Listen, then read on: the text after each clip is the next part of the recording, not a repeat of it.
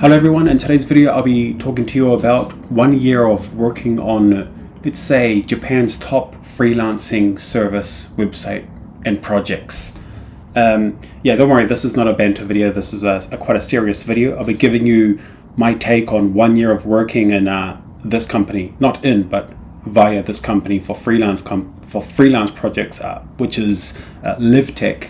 Some of you guys already know this company. I'll be going over things like income, the types of projects they have, the types of devs they actually want, the level of Japanese you need to get a project through this company. And I think if you're not a freelance dev, like I'm not going to say you should or shouldn't become a freelance worker in Japan in the tech scene, but if you are interested in becoming a freelance developer, or let's say you are a freelance, you just want to hear what I've been going through for the past year, this might be the video for you. So before I explain, connect with me on LinkedIn, add me in, jump in the Discord, say hi on Discord, and what else? Oh yeah, I'm starting my own service recently, DevIppo. I thought of making like a whatever job board, but I think it's saturated with job boards these days, and I'm taking more of a personal approach, trying to connect with you personally. So you catch me in the drink ups and the meetups and the online and the streaming and the videos and the DevIppo.com. Check that out. It's mostly targeted for companies though, so I'll be connecting devs to companies. No job board, nothing like that. Just human connection, real human connections. So my background, some of you already know my background. I just quickly go over it. I started using this service a little over a year ago, and I've been working in tech in Japan since 2015-16. When I was a proper employee working on React and D3JS dashboards. I went through the grind 3 years in a company, and since 2019 I went freelance. I basically went a lone wolf. I didn't do it as you can tell already if you've been watching this my content for a while, I'm not the most correct human out there. So I do things unnaturally, and that's not even the right word. See, I can't even speak my own native language. And in 2019, how I found my first project was just networking, and it wasn't networking with foreigners. I was networking with Japanese small companies. I'm small as like under 10 devs, and I was go around doing nomikais, trying to talk to people. I also did a cold emails to company. My Japanese was terrible back then. It's still bad now, but it was even worse back then. And I have to be honest though, I'm not saying I cheated to get projects, but I didn't just get projects straight away. For around 6 months, I was working for an offshore company, Vietnamese offshore company. So I already, from that sales job, I was able to have a few contracts or a few contacts after I finished working that kind of sales job. So I can't say that I went out there and got everything, as just a solo freelance engineer. I got some connections through a company. But this video is not about how to get contracts or freelance projects by yourself. This is about using this service, Levtech. There's also one called Findy Freelance. There are quite a few around, but as I said at the start, like most of the projects and jobs are the same. It's like recruiters, they all have this similar type of projects. These services have very similar. You might be asking, Tyron, if you were able to get projects or contracts by yourself a few years ago, why did you go through this kind of middleman company? Wouldn't you already have gained enough connections? And I think if I were to really go full sales mode, I would hinder how can I say, to go full sales mode and also be competent in programming or software engineering. Oh, sorry, Europeans, I'm not a programmer, I don't have a certificate. But if you're soy stacking and trying to get projects, it takes a lot of time and energy to do the networking, especially in Tokyo. You've got to go out and talk to people and have a drink, and there's a lot of this cultural things going on. And I was at a point where I was like, okay, I want to spend my spare time on my own projects, my own ideas, trying to grow my channel, try to figure out where do I fit in this space in Tokyo of the tech space. Can I find my own little cupboard, or I don't know what the word is, my closet. No, I'm not in the closet. So if I could find a service like Levtech or Findy to do all the sales for me, I don't have to go around and try to find a project every 6 months, every 4 months. I don't have to negotiate every single time, like, okay, I need this amount for this project for 6 months. They can do that for me, and they'll take their cut. I'm fine with that, because I really need my spare time to do things I want to work on myself, my own side projects. So what kind of projects are there? Well, first off, what kind of companies do you find on these services? Whatever tech startup you've heard of, whatever large company you've heard of, they are working with them. Diny, what's another one? Oh, Money Tree or Money Forward. I was meant to have an interview with with one of the foreign guy, with the Australian guy, Money Tree. So even Money Tree's on Levtech. I didn't have an interview because once I see a foreign company, I was like, nah, no thanks. They're gonna, you know what they're gonna do to you. So whatever tech startup you think is big right now, they're most likely gonna have freelance project through Levtech or Findy. And the types of projects there are, it's whatever, your front end, back end, whatever you just know whatever's out there. React front end, Django, Python, like whatever the hell's out there, they have it. They don't have like a crazy amount, but they do have a lot of projects. And then you're going to try to think now, these kind of services. So people do approach me, like even people N5 live in a hut and say, should I use this? Should I use Levtech? N5 live in a hut. And I just say straight up, this is not the service. Look at the service. Look at this. Do you think you can get away with, look at this lovely lady here. Do you think you can get away with N5 live in a hut? Look at that. You really think so? You cannot. I'm sorry, you cannot. Who is this for? This service is mostly for at least 5 years experience, and ideally senior. They want senior engineers. They want senior engineers because they can't find the right people to hire, and they need, like, I think a lot of these projects are in a state of emergency. They're rushing, they're panicking. They need someone who's skillful enough. So within 1 week, you can look at the code base, understand it, and in 1 week you can pick up an issue ticket and just fix the bug or add a feature. That's the type of person they're looking for. And if you're in an interview, they can tell that, okay, this person's not confident enough, or this dev probably hasn't experienced like a high pace startup or a high pace development flow, then they probably won't even hire. They just not ever talk to you ever again. So that's the type of people they want for these types of projects. And they don't, like, I've never been lead code tested or anything. They want to know, can you jump in a product and help, I don't know what the right word is, like help drive the product, right? They're not just looking for some guy with 130 IQ who can pass a lead code test. They want to know, okay, have you been down in the ditches? Is that what you call it? Like you're in war and you're down in the bunkers. It's not bunkers like we are chilling out, right? So have you been in a war zone? Technically speaking, the tech space, have you been through it? And if they've seen you've been through the gauntlet, then they will most likely choose you over someone else who goes, yeah, my IQ is 130, whatever the IQ 135, and you can pass lead code, Mensa, whatever it is. And then you have to understand though as well, if they connect you, let's say they connect you with Money Tree, and the Money Tree is willing to pay 900,000 yen for a React engineer. These guys have to charge. They're not okay. You're smart enough to understand that they're not charging Money Tree or Money Forward or Medicari. They're not charging them 900,000. They're charging them 120,000. 1.2 million yen. They need the cut. They need at least. I don't know the real numbers, but I'm guessing they can't go under 200,000 per dev.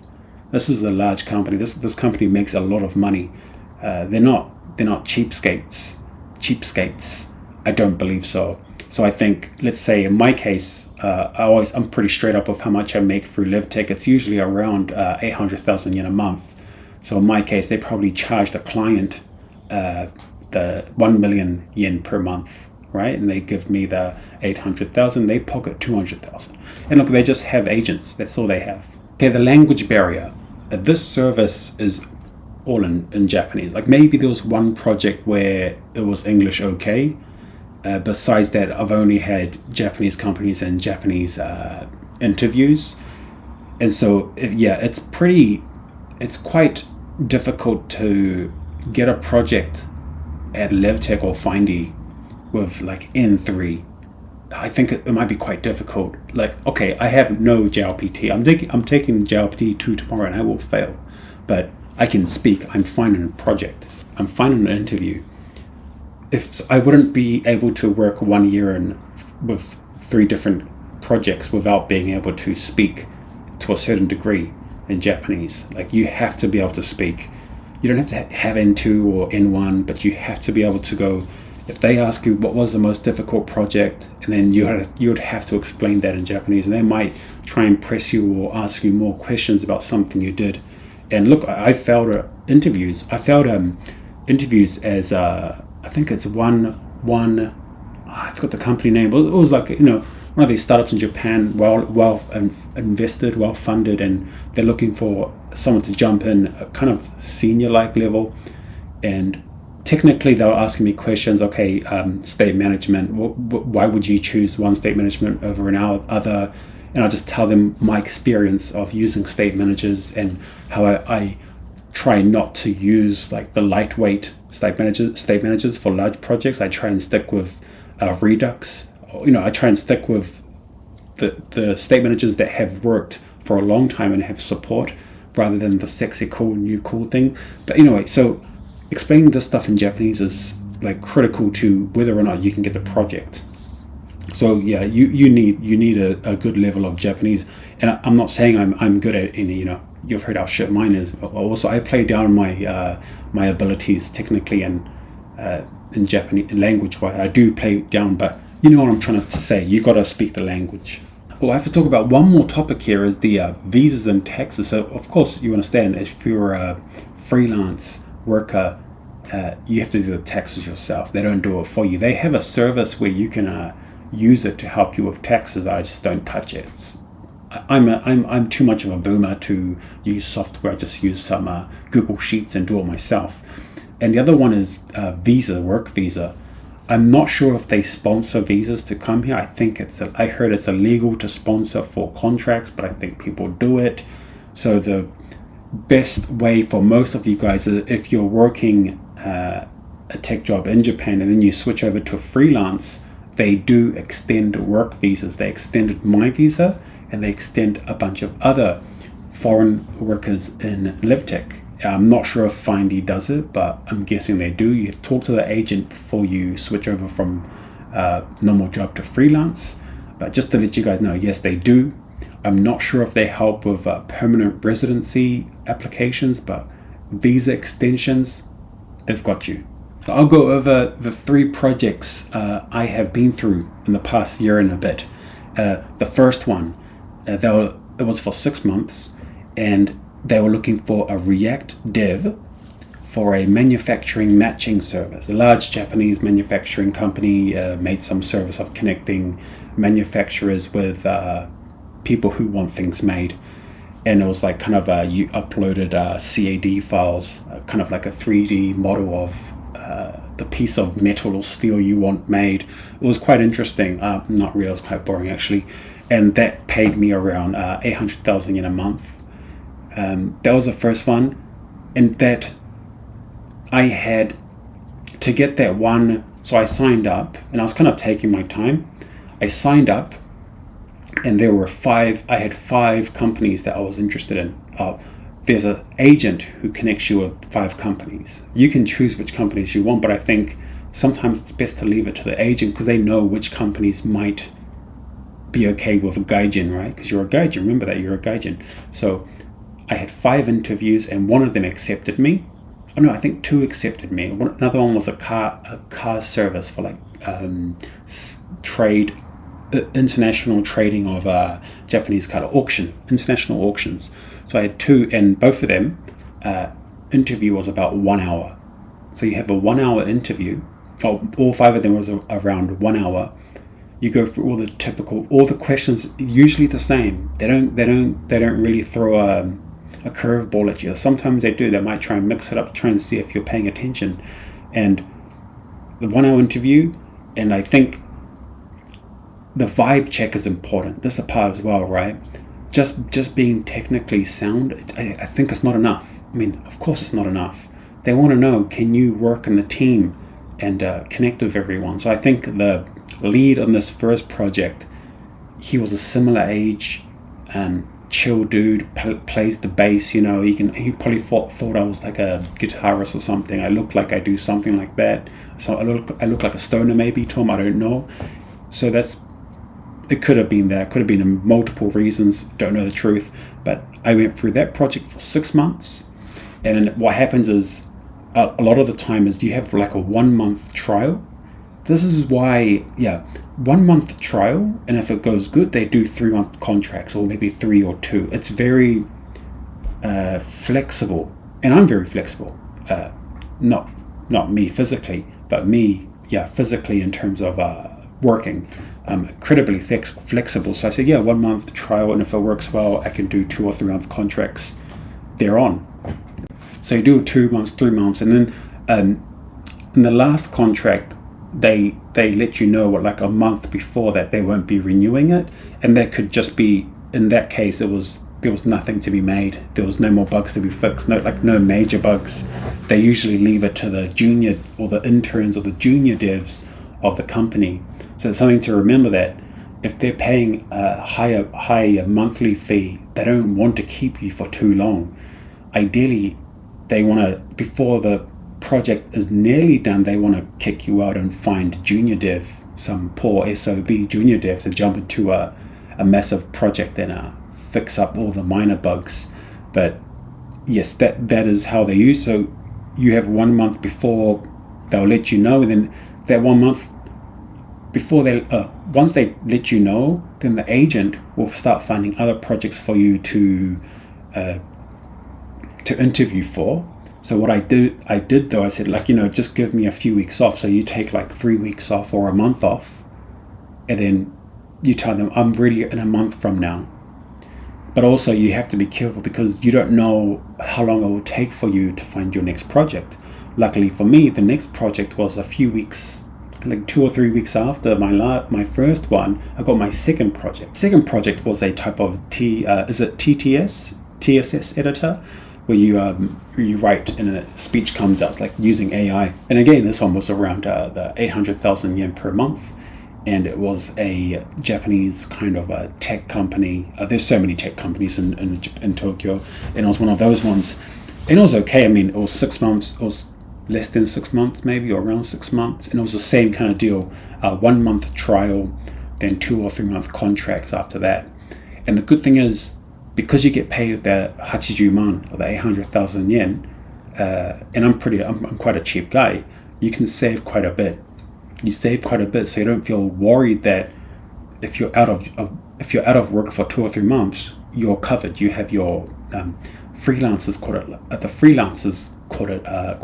the FU money. So you're not desperate for a project. This happened when I was first doing freelance, like 2019, 2020. I was in really bad projects. It's because I didn't really want them, but I didn't have any savings. I had like ichiman left in the bank kind of thing. I was like, oh damn it. I was probably homeless at some points, and that was my own fault.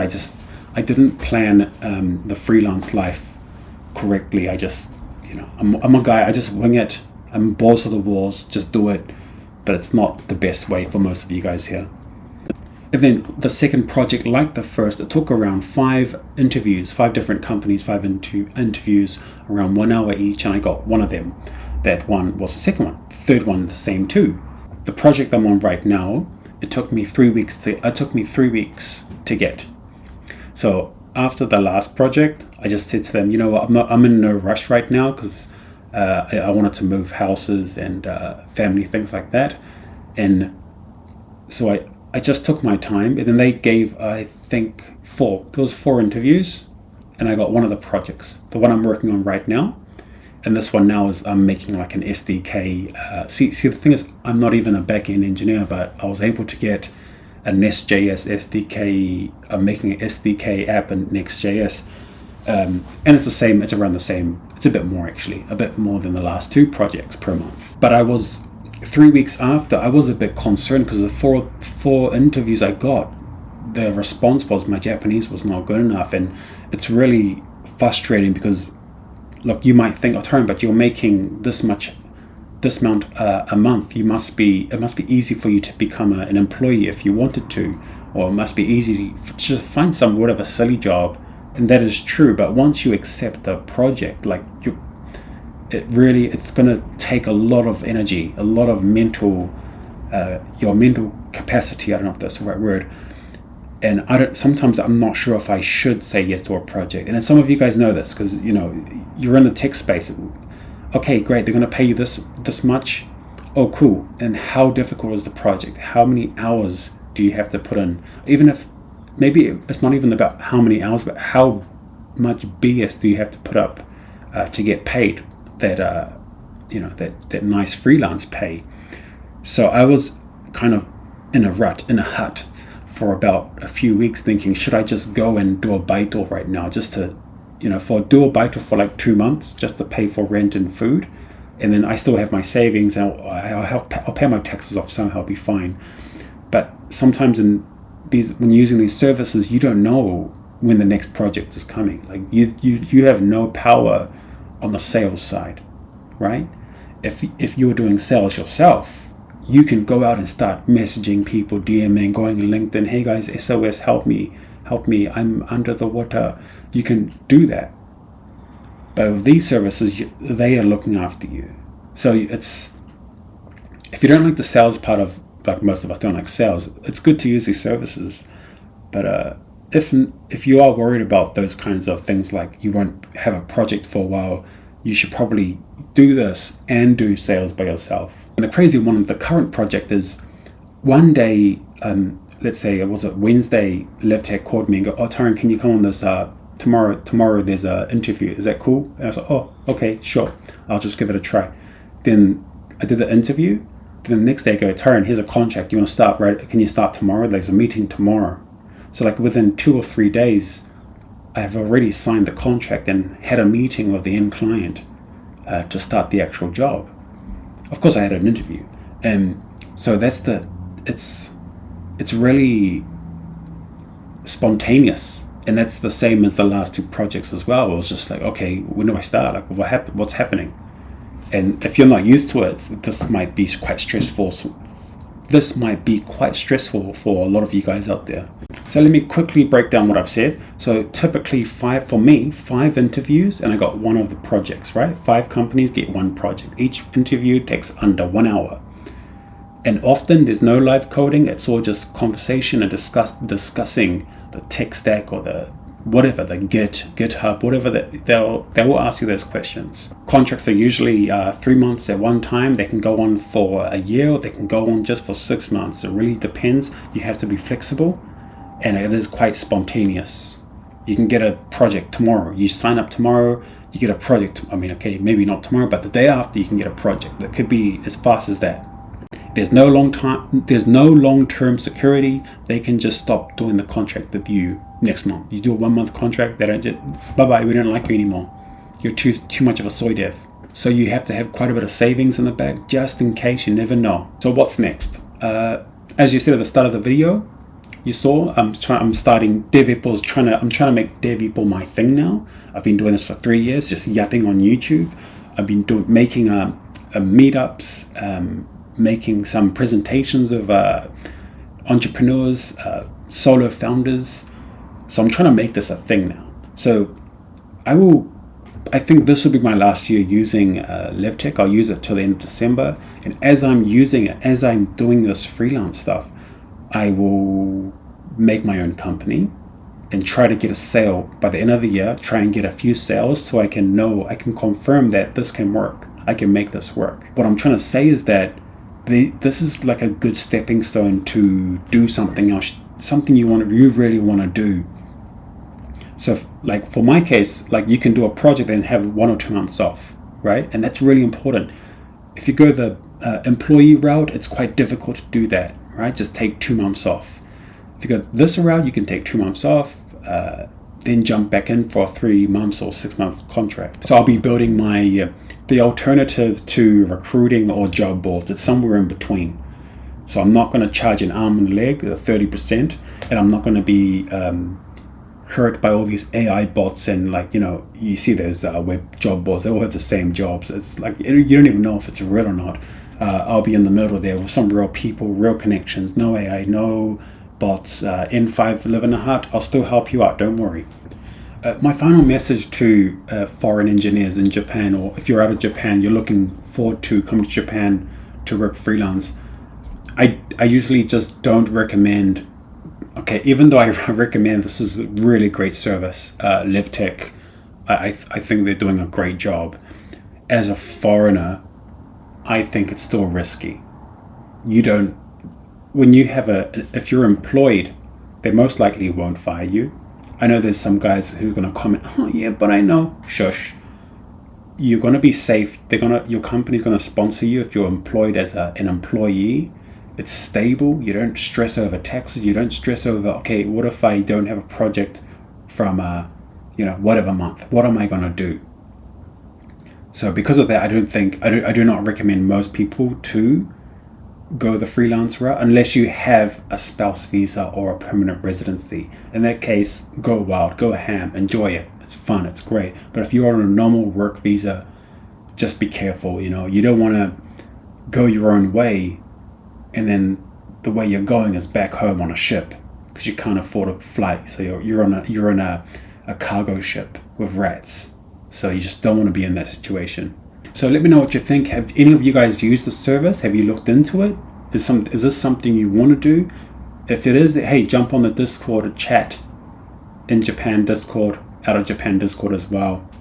Connect with me on LinkedIn, sub. And 2026, man, let's do it. What we're going to do, I don't know, but we're doing it. See you soon.